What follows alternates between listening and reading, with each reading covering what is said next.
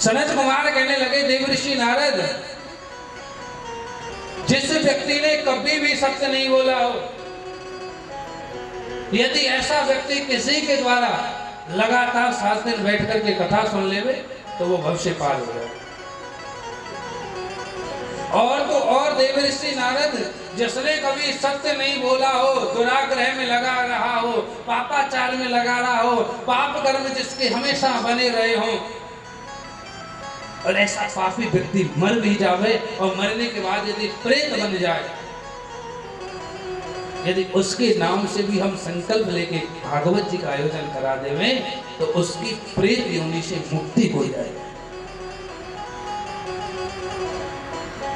देवऋषि नारद कहने लगे, देखो प्रभु आपकी सारी बात करे संभव नहीं है, लेकिन जो मर गया, प्रेत बन गया, फिर उसकी मुक्ति कैसे, ये कुछ समझ में नहीं आई बात। अरे एक बात भाई, जो हम आपको कथा सुना रहे हैं, हमारी भाषा तो समझ में आ रही है ना? किस किस को आ रही है? जोर से बोलेंगे राधे, और जोर से राधे। क्योंकि आज विद्यालय का पहला दिन है ना, 7वें दिन तक जाएंगे, तब तक राधे राधे नहीं घटा दिया तो हमारा नाम भी ब्रजवासी है। बोलो राधे,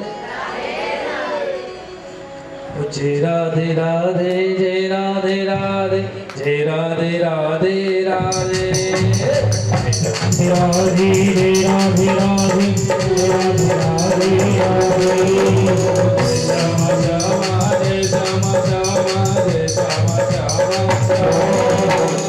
श्यामा श्यामा जय श्यामा श्यामा, जय श्यामा श्यामा श्यामा, राधे राधे राधे राधे,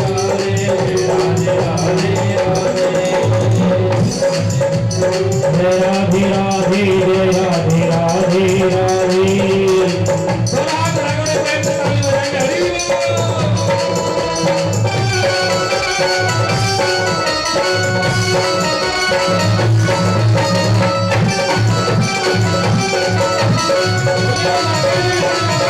राधे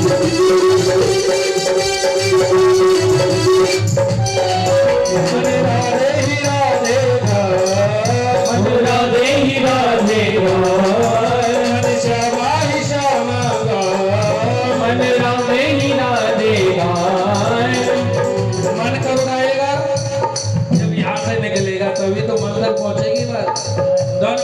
राधे। सभी बोलेंगे, राधे राधे राधे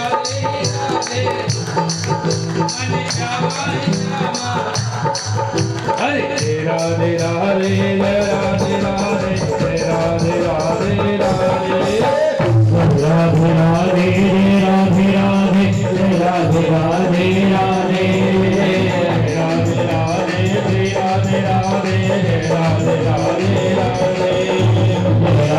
राधे, राधे राधे राधे राधे, राधे राधे राधे, राम राम हरे राम राम हरे राम राम राम, श्याम श्याम जय श्याम श्याम, जय श्याम श्याम श्याम, राधे राधे राधे राधे, राधे राधे राधे, जय राधे राधे, जय राधे राधे, जय राधे राधे राधे,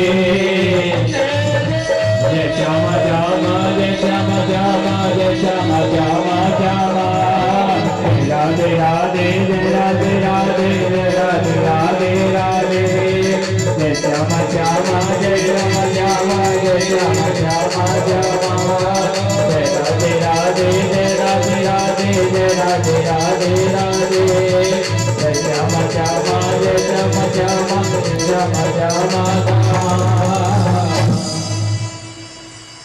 जय राधे।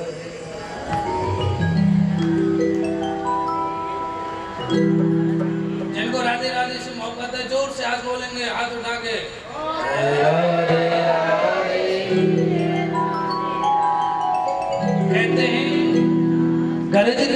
बरस जाए वो बादल भी अच्छे हैं। गरज के बरस जाए, कहते हैं गरजने वाले बादल भी बुरा मत मानना।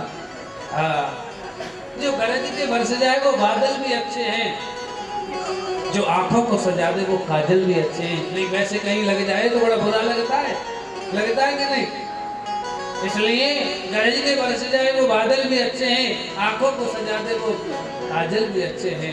अरे हम तो राधे नाम के दीवाने हैं, पागल हैं, हम तो पागल ही। भैया ऐसा कहते हैं, अगर किसी पागल के साथ में रहोगे तो फिर हालत तो वैसी ही होगी कि नहीं होगी। आप बिजली के तार को जान करके छुओ, अनजान करके छुओ, उसका काम क्या है? तो ये वही करंट तो यहाँ चल रहा है। कहते हैं कोई पागल है धन दौलत का, कोई पागल बेटे नारी का। अरे सच्चा पागल वो ही है जो पागल बांके।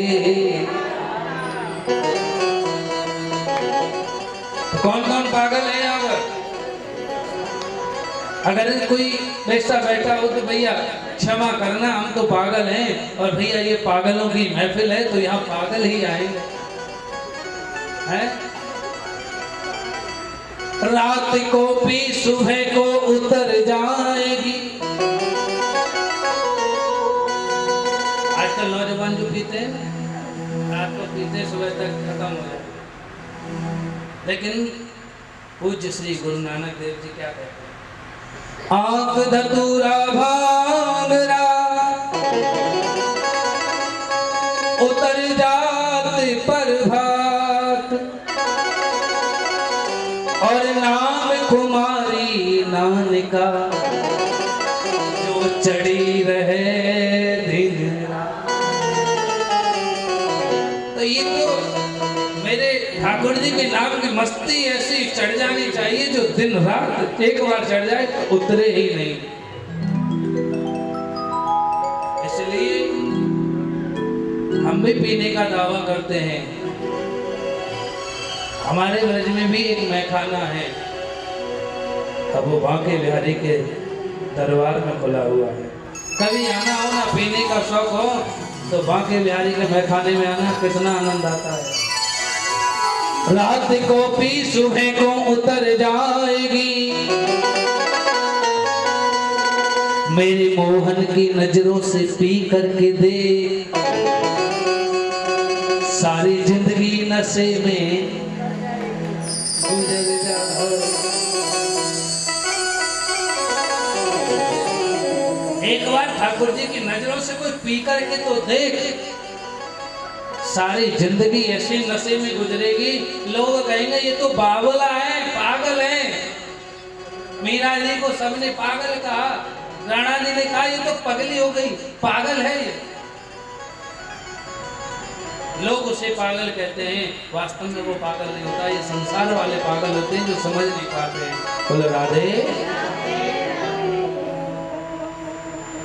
इसलिए यहाँ जब आओ ना तो बार बार मोबाइल घड़ी को देखना बंद करो। यहाँ आ गए तो मस्ती में ऐसे ऐसे डूबने चाहिए कि 2-3 घंटे कब गुजर जाए पता ही नहीं चले। हैं? मेरे भाई बहन, प्रसंग कहाँ चल रहा था?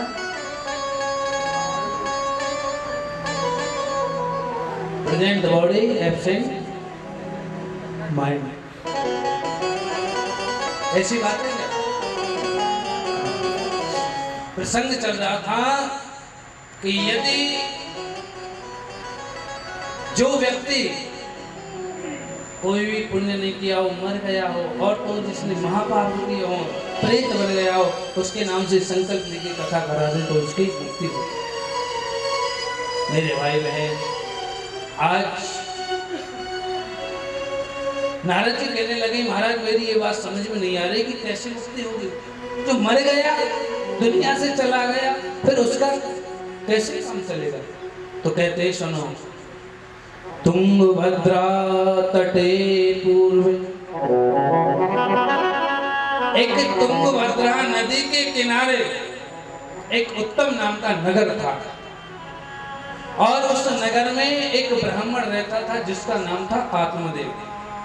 उसकी एक पत्नी थी जिसका नाम था धुंधली। कोई संतान नहीं थी, अनेक प्रयत्न किए नहीं हुई। गाय लेके आए, उसने भी बछड़ा देना बंद कर दिया।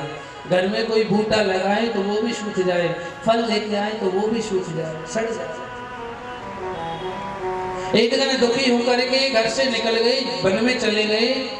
जोर से प्यास लगी, एक जलाशय पर पहुंच गए। जल पी करके निवृत्त हुए तो क्या देखा कि कोई संत वहां आए हुए हैं। और मेरे भाई बहन, संत ही भगवंत होते हैं। जो संत में भगवान के दर्शन करता है मेरे भाई बहन, वह सब कुछ प्राप्त कर सकता है। बोले राधे। आज जैसे ही संत के रूप में उस भगवंत को समझा, खड़े हुए, चरण पकड़ लिए, रोने लगे।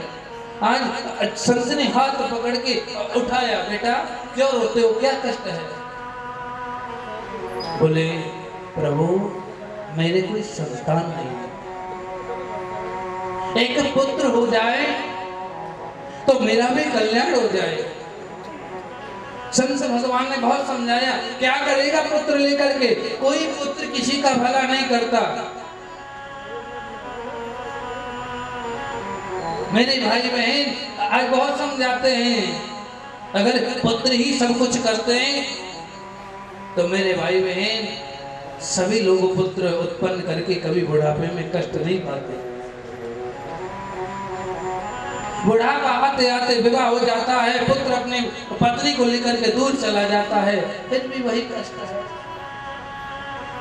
क्या करोगे?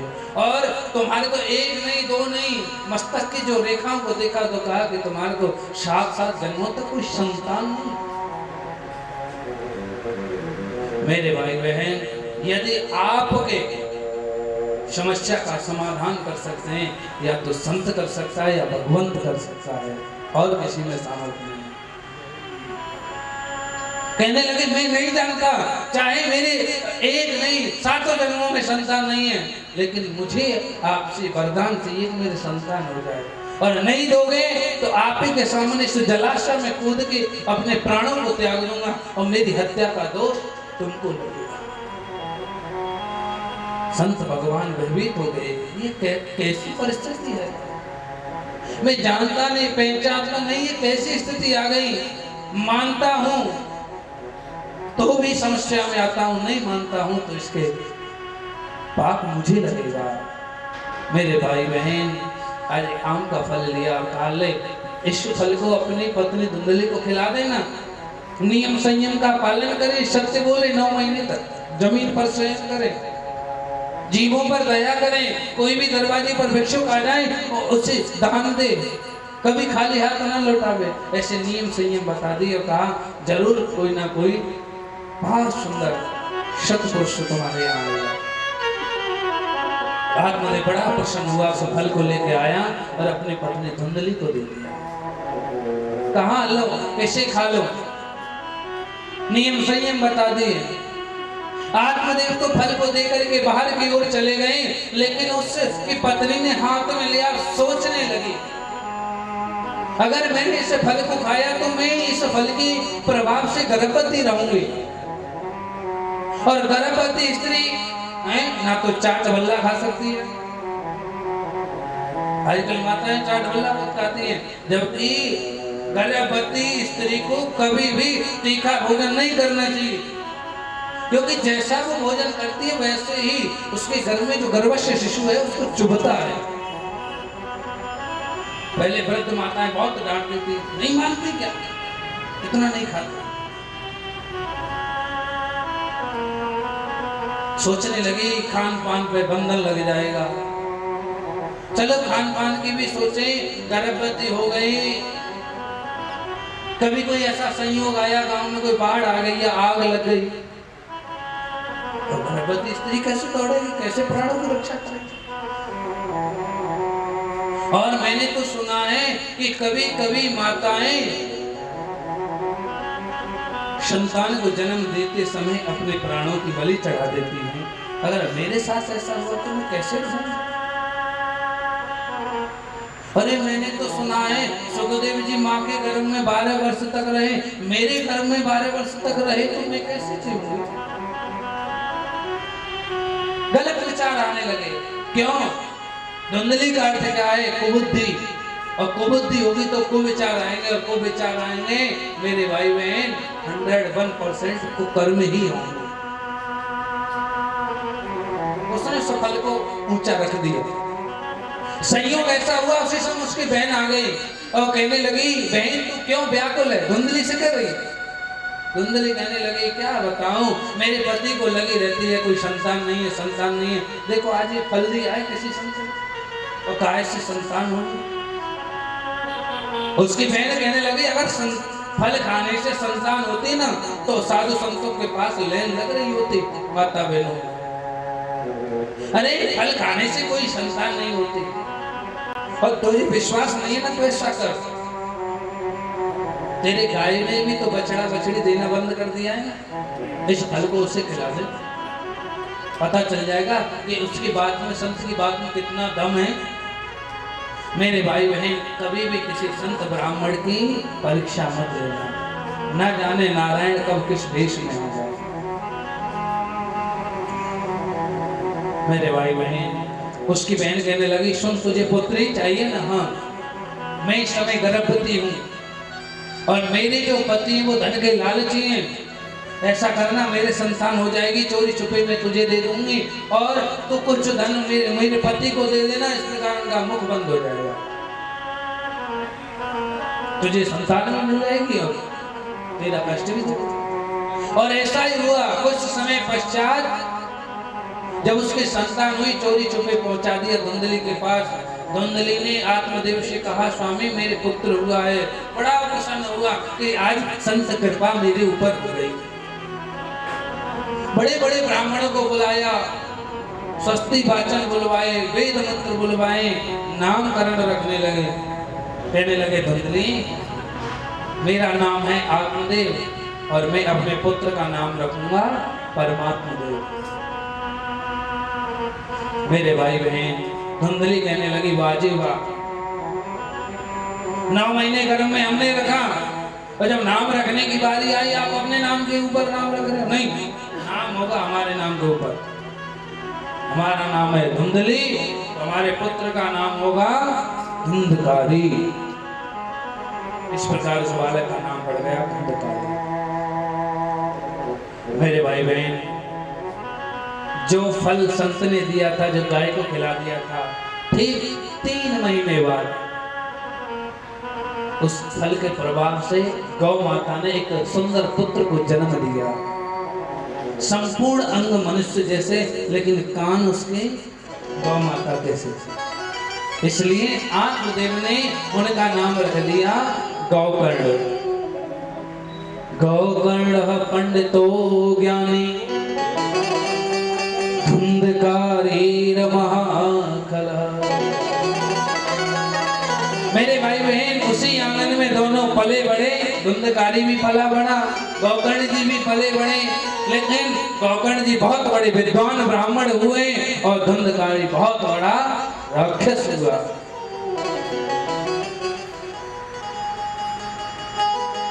गौकर्ण जी तो तीर्थ यात्रा पर निकल गए। इधर धुंधकारी का अत्याचार बढ़ने लगा। इतना अत्याचार बढ़ गया कि छोटे छोटे बच्चों को उठावे, कुएं में डालावे।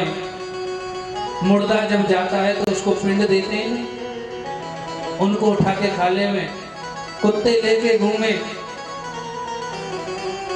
जब ऐसे दृश्य को देखा तो एक दिन आंगन में सर पकड़ के आत्मदेव रोने लगे। अरे इससे तो इसकी माँ यदि बांझ रह जाती तो आज ये दिन देखने को नहीं मिलते। और मेरे भाई बहन, आप जीवन में सत्य समझ लेना, यदि संत ने मना कर दिया किसी भी चीज को और आपने यदि किया तो बाद में सर ही पकड़ना पड़ता है। अरे सही कहा था महाराज। आज आत्मदेव आत्मदेव जी को याद आने लगे संत के वचन कि तेरे तो नसीब में संतान ही नहीं है। अरे सही कहा था, अरे इससे तो इसकी माँ बांझ रह जाती तो आज ये दिन देखने को नहीं मिलता। जननी जने तो भक्त जन के दाता केशु, नहीं तो जननी बाज रहे काहे गवावत नु।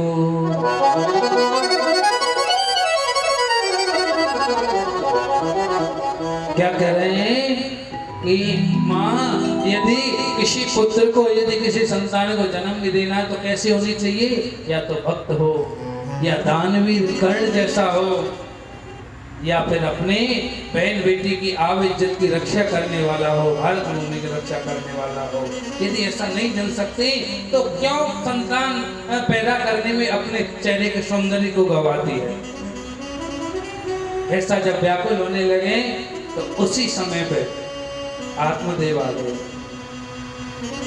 कहने लगे पिताजी, आत्मदेव भी पिताजी कहते थे, गोकर्ण जी भी पिताजी कहते थे आत्मदेव को। कहने लगे पिताजी आप उदास हैं, क्या बात?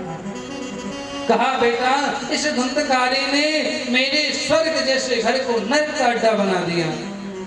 बेटा मेरे अंदर इतना प्रबल वैराग्य नहीं है कि वन में जाके भजन कर सकूं, और घर में रहता हूं तो ये सब मुझसे देखा नहीं जाता। आज कहने लगे पिताजी, किसको अपना समझो? इस देह को, देहस्ते मांस रुधिरे। अगर इस देह को अपना समझते हो तो पिताजी ये तो मांस का एक पिंड है, ये देह भी अपने नहीं है, ये सगे संबंधी अपने नहीं है। बहुत लोग कहते हैं साहब हम अगर वृंदावन जाके भजन करने लगे तो इस घर को कौन चलाएगा? मेरे भाई बहन विचार करना, जब तुम नहीं आए इस घर में तब भी ये चल रहा था, आज आ गए तब भी चल रहा, तुम चले जाओगे तब भी चलता रहेगा। बोलो राधे। बहुत सुंदर उपदेश करते हैं। समय का अभाव है और सर्दी का भी मौसम है। बोलो राधे। ऐसा गोकर्ण जी ने उपदेश किया कि तुरंत वैराग्य आया और आत्मदेव जी वन को चले गए और श्रीमद् भागवत महापुराण के 10वें स्कंद का पाठ करके और भगवान के चरणों में लीन हो गए। बोलो राधे। जोर से बोलेंगे राधे। इधर गोकर्ण जी पुनः तीर्थ यात्रा पर चले गए। अब तो धुंधकारी और निडर हो गया क्योंकि पिताजी रहे नहीं, और जिसके सिर पर पिता का साया ना हो वो तो और भी माँ को सताने लगा। तो एक दिन माँ ने भी रात्रि में कूप में कूद के आत्महत्या कर। मेरे भाई बहन देखिए, यदि सुपुत्र होगा तो तुमको नरक से भी खींच के वैकुंठ में पहुंचा देगा, और घर में यदि कुपुत्र आ गया, नालायक पुत्र आ गया, तो तुमको वैकुंठ से भी खींच के तुम्हें नरक की ओर ले जाएगा। इसलिए गर्भवती माताओं को बड़ी सावधानी बरतनी चाहिए कि हमारी जो संतान हो ऐसा भाव लेकर के उसे उत्पन्न करना चाहिए कि इसके द्वारा सृष्टि का ऐसा सृजन हो, जगत का ऐसा कल्याण हो, ताकि हम तो वैकुंठ जाएं और जो भी इसके संपर्क में आए वो भी वैकुंठ को चला जाए।